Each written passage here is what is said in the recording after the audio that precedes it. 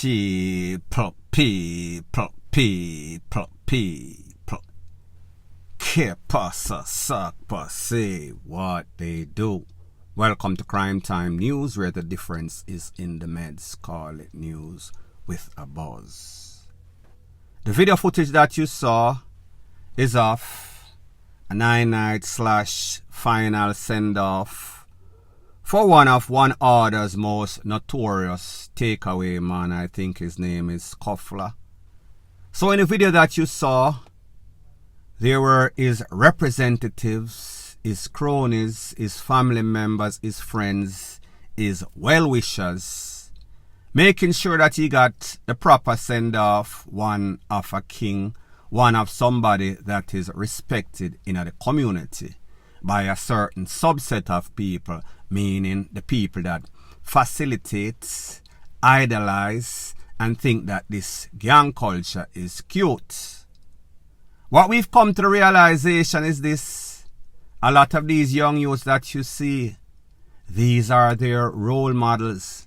These are the people that they see in their community with some semblance of success, be it very short-lived, like that of a housefly, the lifespan of a housefly. So therefore, them glorify the culture. You see everybody out, everybody showing support, everybody is bigging up this man. When you look at the reputation of this man, he is one of the most notorious gangsters from OEDER. That means that we can come to the conclusion that him have a couple of bodies on his head, because after all, that is how you build your reputation. So we see that the public now has to put up with the inconvenience in a traffic while these people gaviland, parade, show off, expose their criminal lifestyle. People, the truth and the fact is that respect is always due to the DEAD, depending on how that person lived his or her life. If that person is a criminal element, if that person is a notorious gangster, what type of respect? Let the people that want to respect him stay in their little corner, stay in their little bubble, and respect him. We, or the public, does not or should not be inconvenienced for this. So we see the po, yes, you might say that they are doing their job, but they are also enablers, facilitators. They are making sure that these people go about their business without any sorts of inconvenience. They're treating this person as if he is a decent member of society. So therefore, they are entitled to the same sorts of rights in which the conscious people, the hardworking, decent, law-abiding, tax-paying citizen have to go through. And when you think about the whole thing, you have to remember that politics, gangsterism, politicians, MPs, they are intertwined. Just check the statistics. Who is responsible for that here in a Spanish town, and their reputation speaks for itself. So not only they facilitate, they enable. At the end of the day, this is a very bad showing for the youth that have aspirations of wanting to be some sorts of criminal element. So when they see what they deem to be the general public, their little bubble people, glorifying, respecting, looking upon this person, putting them on a pedestal after they've done nothing but being a destructive element in a society, and they then want to be one, they then have that aspiration because this is what they qualify as success. However, the one that they are going to get is a one piece in the head. They are going to lose their life just like these other criminal elements. It is called karma. Point blank and period. Further on in the news, it is called Jamaica, we have a big problem. We have a big problem in Little Pitney, being RAPED. People are jump over them fence. All great tone long seed man are breed them off. And then when they realize that they are going to get in trouble, these Little Pitney end up getting missing, because they do not want to get locked up, meaning these scumbag petty men don't want to get locked up, so therefore they try to make these young girls disappear in most cases. I am speaking about an incident that occurred in a Moko is in Clarendon, where it is said a young girl, 15, her name is Kamika Brown, and her 3-month-old daughter, Davian Brown. Notice, both of them have that name Brown. I will speak about this further on in this part of the news. It is said that she was last seen at her house on Thursday in her school uniform, which happens to be a white blouse and a black skirt. If you're familiar with the system in Jamaica, you know, so whenever these picnic, them get pregnant prematurely, they go to a school, they have to go to the school, and they wear white and black. Whether it is Kingston, Moko, I think that is a standard issued uniform for these children. It is also stated in the reports that the 3-month-old was wearing a pink onesie. She is about 24 inches high, and then the mother is 5 feet 1 inch, and she's brown complexion, slim. Now people, when we think about the age of this mother, 14-year-old, the daughter, 3 months. So 3 months plus the 9 months to carry the baby, take away a year from the 14 equal 13. When we think about the fact that both of them have the name Brown, when we think about the fact that at age 14, more than likely she should not or would not have been married to any sorts of man, that is illegal in Jamaica. However, the mother and the daughter have the same surname, so that means that the father is either MIA, him distance himself, him no want nothing to do with anything. And people, I am speaking in general because I don't know the specifics of this case. In general, a lot of times these mothers and fathers, them know say them little picnic get pregnant. Them know say them little picnic get pregnant for some sorts of old man, grey seed, grey tone man. However, because of finances, meaning money, them licky, then they don't go and report to the popo. The popo does not know what is going on. However, whenever this child goes to any sorts of school, that school, it should have been the requirement. It should have been the protocol for them to ask questions. Who is the father? What is the age of the father?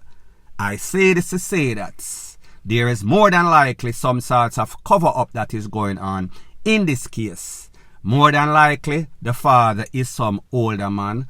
More than likely, he knows that it is illegal. More than likely, there is some sorts of foul play. The fact that this girl was not missing from the street. She was taken from her home along with her child. That means that whoever went for her, she must have trusted them. More than likely, it is the father that has something to do with this child being missing. And then on the other side, when you think about a little pitney being 13, getting impregnated by an older man, maybe she herself ran away from her home. Maybe the mother and the father knows that she's always running away from the house. Maybe they know that she has some sorts of mental illness. More than likely, it is not going to be good for this child either way. Worst case is that she might end up being DEAD along with her child, or in some sorts of ABUSIVE relationship with some sorts of long seed, great tone man, point blank and period. Further on in the news, there was a popular show back in the 1980s something known as Scarface, starred by Tony Montana. Scarface it is called, right? One of his most notable lines, he said, when he went to Miami, Florida that is, it was like a great big PUSSY just waiting to be FUCKET. The same can apply for certain areas in Jamaica, meaning Clarendon, meaning Manchester, meaning Mandeville, meaning St. Elizabeth. Those places, I am never going to say that they were calm beyond any sorts of criminal activity. However, they have gotten worse in the last couple of years, months, we see that those are now the hotspots, especially when you talk about St. Elizabeth's. I am speaking about an incident that occurred maybe about 24 to 48 hours at the Mandeville Plaza that is in Mandeville Plaza that is in Manchester, to be specific, where it is said that the Popo, they were on their regular patrol at about 4 a.m. in the morning, crack of dawning. When the squaddy said to one squaddy, then hold on a minute, I will go on over here, so. They noticed that they saw a group of men, and apparently some people had reported that they heard some sorts of strange noises, meaning all sorts of machinery used in a construction and make up a whole bunch of noise over the plaza. That was unusual. Them called the Popo went over there.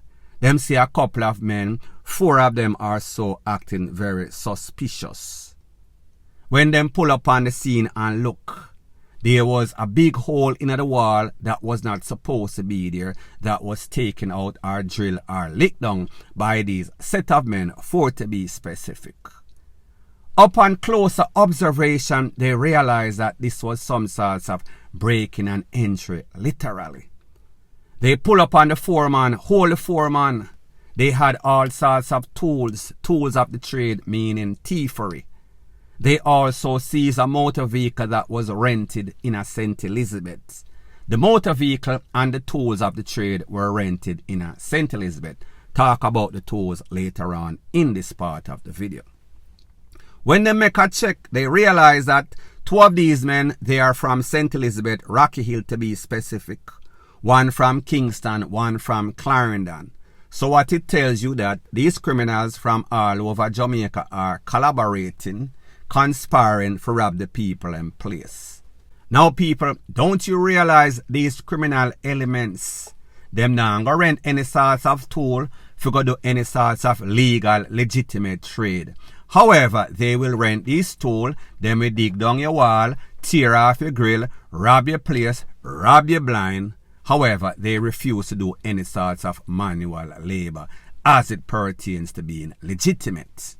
Now people, don't get it wrong. I understand that the Popo, they are doing their job and they have to follow the protocols by the JCF, meaning that if you catch the criminal in the act and he does not pose any sorts of threats to your life, you are supposed to take them in and make sure that the court deals with it the proper way.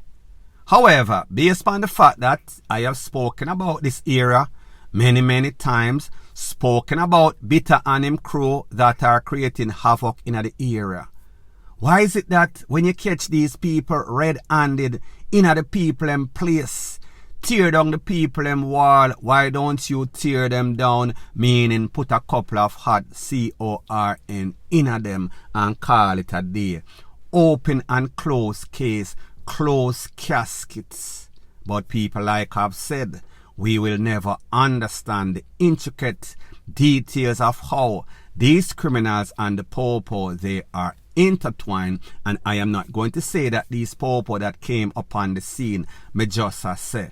Some of these criminals have the Popo in them pocket, so therefore in instances where you think that they were caught red-handed and they should have been pronounced, them still alive, still going to court to waste the court's time. As a matter of fact, more than likely the judge is going to let them out on bail so that they can do the same thing over and over. It is a revolving door of buffoonery and thievery and a system that is woefully inept. Point blank and period. So anyways people, thanks once again for checking out my video. If you appreciate videos like these, please show your appreciation by liking, commenting, sharing and subscribing to my channel. That is how YouTube promotes videos like these to like-minded, sensible persons like yourself. And last but not least, please subscribe to my next channel. It is called Jamaica Dancehall Source. I'll be pinning the link to that channel in the description of this video. Bless up.